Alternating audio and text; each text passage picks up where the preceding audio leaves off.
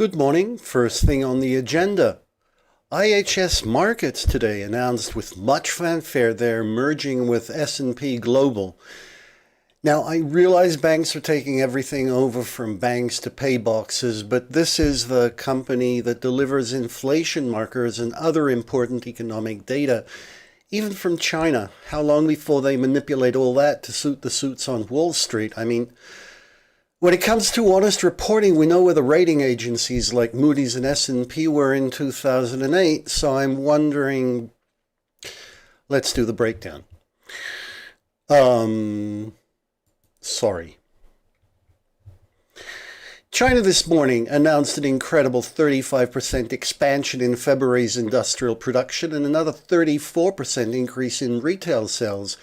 We're starting in China because tensions are rising. On Sunday, UK Foreign Minister Dominic Raab said that China was in breach of the 1984 treaty that reunited Hong Kong by overhauling the island's election system. China, of course, fired back, saying that nobody could interfere in its internal affairs. Then there's their comments to another former British stronghold, Burma, which was condemned by the UN last week for the rising death toll of anti-army coup demonstrators.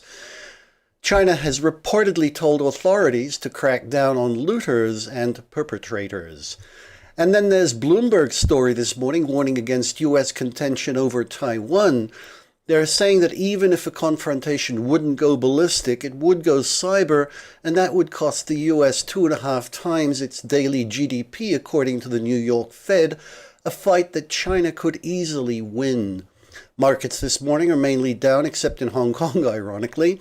Australia, New Zealand, and Japan are up, with the yen southerly bound as tertiary industry contracted 1.7% this past month.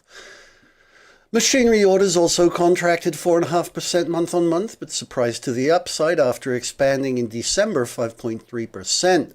The nation's central banker, Haruhiko Kuroda, on Friday said he may begin phasing out asset purchases soon. European markets ended mixed last week as AstraZeneca tries to calm fears of its COVID jab causing blood clots. Ireland is the latest state to cease its use, following Norway and Denmark. On Friday, the EU published a welcome 0.8% rise in industrial production month-on-month, while wholesale prices in Germany expanded by 1.4% month-on-month in February.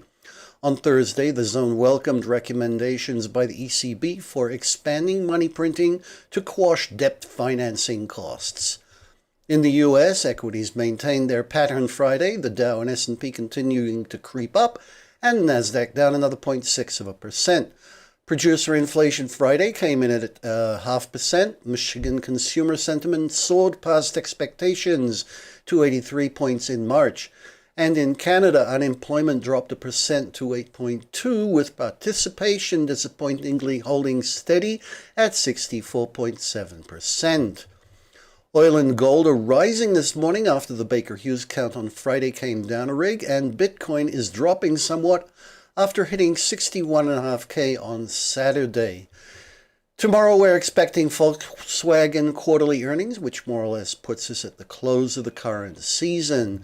In short, a dramatic start, I admit, but let's keep on our toes. We'll be back tomorrow.